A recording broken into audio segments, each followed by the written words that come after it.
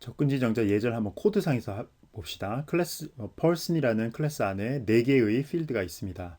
그래서 I, J, K, M인데 그 각각 접근 지정자 종류가 다 틀리죠. 이것을 같은 패키지에 속한 어, 이 테스트 클래스 안에서 어떻게 액세스할 수 있는지, 어떤 에러가 발생하는지 한번 해봅시다. 그래서 P라는 레퍼런스 변수를 만들어서 객체를 만들어서 넣고요. 그 다음에 P.i는 우리가 액세스가 가능하죠. 그래서 10이라는 값을 집어넣을 수 있습니다. P.j 볼까요? 여기 ijkm이죠. ijkm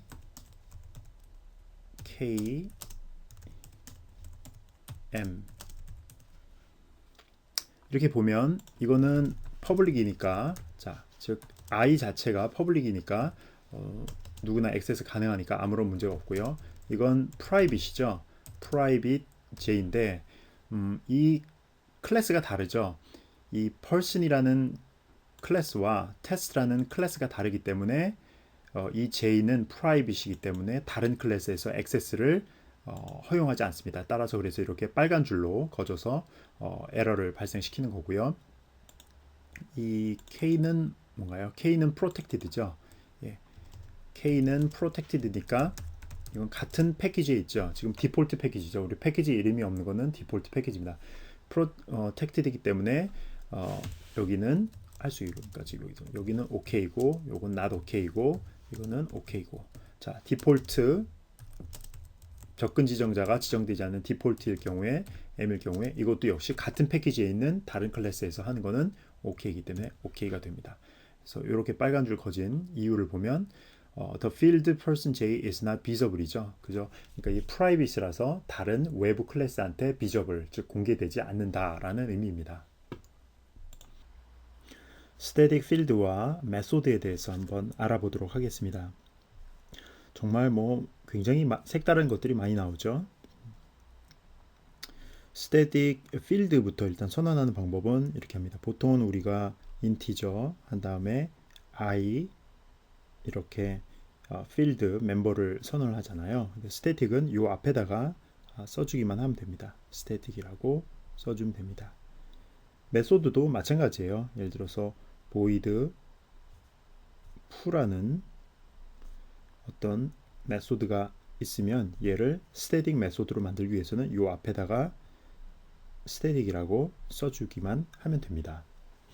그럼 과연 이게 어떤 의미를 가지는가 하는 거에 대해서 설명을 하겠습니다. 우리가 클래스를 이렇게 만들잖아요. 클래스 A가 이렇게 있다고 합시다.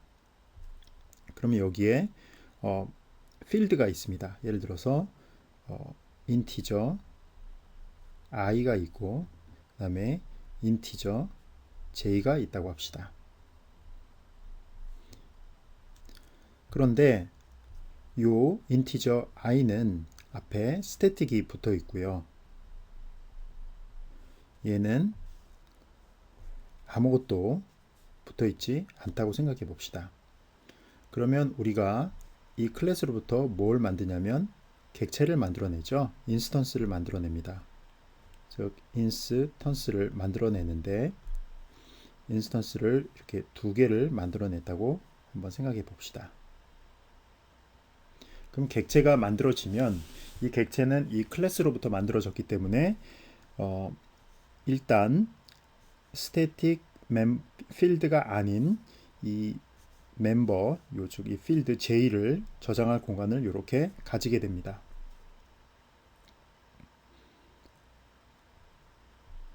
즉 이렇게 자기만의 J를 가질 공간을 가지게 됩니다. 그러니까 이 객체로 만들어졌으니까 앞으로 이 J에다가는 자기가 하고 싶은 거, 저장하고 싶은 거 마음대로 다 저장을 할 겁니다. 이걸 코드로 나타내면 이렇게 되는 거죠. 클래스 이름이 A니까 자, A의 타입에 A는 new의 A 이렇게 하나를 만들었을 거고요. 그 다음에 또 A의 뭐라 그럴까요? AA라고 할까요? AA는 new의 A 이렇게 해서 만들었을 겁니다. 따라서 얘를 A라고 그러고 AA라고 한다면 우리가 A.J에다가 10을 집어넣는 거하고 AA.J에다가 20을 집어넣는 거는 각각 들어가는 자리가 다릅니다. 요 10은 여기에 있는 여기에 10이 들어가고요. 20은 바로 여기에다가 20이 들어가게 되는 겁니다. 즉 메모리상에 완전히 다른 공간 두 개가 잡히는 겁니다. 자, 이게 일반적인 이런 필드의 사용 형태입니다. 즉 객체를 만들면 그 객체마다 각각 고유의 저장 공간이 있는 것이 일반적인 형태인데 이 앞에 스태틱이 붙어버리면 무슨 일이 생기냐면은 좀 지울게요. 여기 있는 부분들을.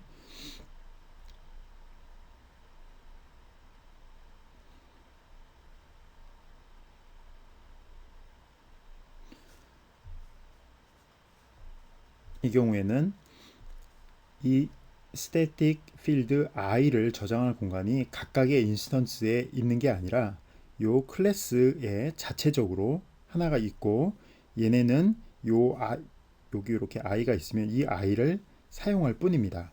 즉 이 클래스로부터 몇 개의 인스턴스가 만들어지건 간에 이 i는 단 하나가 있습니다. 그래서 만약에 우리가 객체 a를 만든 다음에 i에다가 20을 넣고 그 다음에 AA에서 i는 30을 넣었다고 합시다. 그러면 맨 처음에 이것이 실행이 되면 in 20이 먼저 들어가겠죠. 그 이후에 aa.i 해서 30을 집어넣게 되면 기존에 있던 값 30이 없어지고 여기에 다시 20이 없어지고 30이 쓰여지게 되는 겁니다. 즉 이 공간은 이 클래스로부터 클래스 A로부터 생겨난 모든 객체들이 공유하는 공간이 돼버리는 것입니다. 따라서 이것은 C 언어에서 뭐와 유사하냐면은 전역 변수와 유사하다는 것을 알 수가 있습니다. 여러분들이 그런 식으로 이해를 하면 되겠어요. 그래서 여러분들이 이 스태틱에 대한 정확한 의미를 모를 경우에는 이렇게 그 변수 하나를 공유하면서 여러 개의 인스턴스들이 서로 값을 오버라이드 덮어쓰기 때문에 프로그램이 제대로 동작하지 않는 경우가 발생할 수 있기 때문에 주의가 필요합니다. 이번에 특별히 스태틱 메소드에 대해서 한번 더 자세하게 알아볼게요. 스태틱 메소드는 우리가 어떤 이제 클래스 A가 있다고 하고 이걸 클래스 대문자 A라고 합시다. 그리고 여기에 어떤 함수가 있어요. 예를 들어서 f라는 함수가 있다고 합시다. void에 f라는 함수가 있고 내용도 이렇게 있다고 합시다. 그리고 또 다른 함수 메소드 즉 bar라는 메소드가 있다고 합시다. 여기도 이렇게 있습니다. 그런데 요 f라는 함수는 스태틱 함수라고 합시다. 앞에 스태틱이 붙었어요. 그럼 차이점이 뭐냐면은 일단 bar라는 함수부터 요 메소드부터 봅시다. 이 bar라는 메소드를 호출하기 위해서는 첫 번째 뭐가 필요하냐면은 반드시 객체를 만들어야 됩니다. 반드시 객체를 만들어야 된다.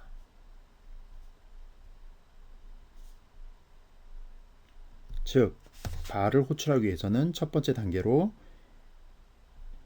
레퍼런스 변수 a를 만들고 new에 a를 해서 객체를 만들고 그 다음에 a.bar을 호출을 할 수가 있는 겁니다. 하지만 스태틱 메소드일 경우에는 이러한 객체를 만드는 과정이 필요 없이 bar가 아니라 a.fu가 되겠죠. fu를 직접 부를 수도 있고 뭐 그렇다고 해서 꼭 이것만 되는 게 아니라 우리가 만약에 객체를 갖고 있으면 a.fu도 할 수가 있습니다. 따라서 스태틱 메소드일 경우에는 이러한 장점이 있게 되는 거죠. 그러면 학생들이 질문할 수가 있습니다. 그러면 모든 함수를 스태틱으로 다 만들면 되지 왜 굳이 이렇게 구분해 놓았는가? 그런 질문이 나올 수 있는데요. 그거에 대한 답변은 이 스태틱 함수는 제약 조건이 있습니다. 그 제약 조건이 뭐냐면 이 스태틱 함수 내에서는 반드시 스태틱 필드만 사용 가능합니다. 즉 스태틱 필드가 아닌 변수들은 사용할 수가 없다는 거예요. 그러다 보니까 프로그래밍 하는 데 있어서 상당히 제약을 갖게 되는 겁니다. 따라서 굳이 필요할 경우가 아니라면 이 앞에다가 스태틱을 붙일 필요는 없고요. 보통은 이렇게 스태틱 없이 사용합니다. 하지만 이 스태틱이 유용하게 쓰이는 경우도 많은데 그거는 이렇게 객체를 만들 필요 없이 객체를 만들 필요가 없고 또한 스태틱 필드를 우리가 필요로 하지 않을 경우에는 이런 그 스태틱 함수를 하나 만들어 놓으면 아주 유용하게 쓸 수가 있습니다. 요거에 대해서는 우리가 코드를 이용해 가지고 다시 한번 설명해 보도록 하겠습니다.